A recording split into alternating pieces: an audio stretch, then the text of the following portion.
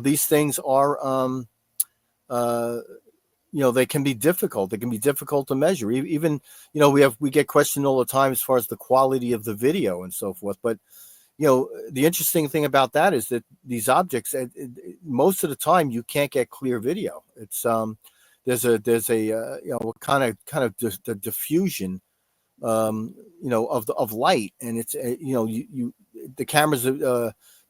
It's a trial with trying to get the focus with the cameras, and it's even on stationary locations, which is tough to do also, because we're in an environment where it gets windy and so forth, and those tripods, they have a tendency to vibrate and shake, and the video is all over the place, and they're moving so fast, right? It's hard to focus in on them. Exactly. That's the other thing, is like, this stuff happens in an instant. It's not a perfect laboratory condition. You just can't set up shop and then this thing is on key. It comes out and does what it's does what it's going to do.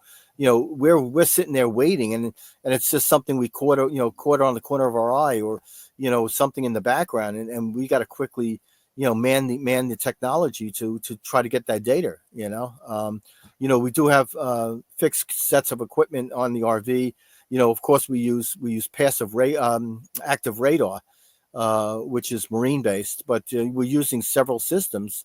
In the millimeter wave radars that are shorter distances, but for short type stuff, and anything that's within a 3 mile radius, we can certainly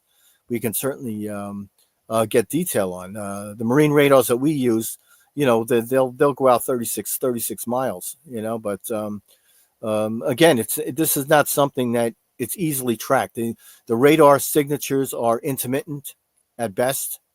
Sometimes you'll be tracking something. They'll come up. They display as they present themselves as something that looks like fireflies on the display, on the PPI, on the radar. And as a matter of fact, we just wrote a paper about it. Trying to understand what kind of effects or forces could do that. And what we're leaning towards is some kind of a gravitational lensing effect that these things are producing. Where there's a strong enough gravitational field that it bends light, it distorts it, it's distorting radio waves. That's why we don't get a constant target, a continuous target, and it's probably the same interference patterns that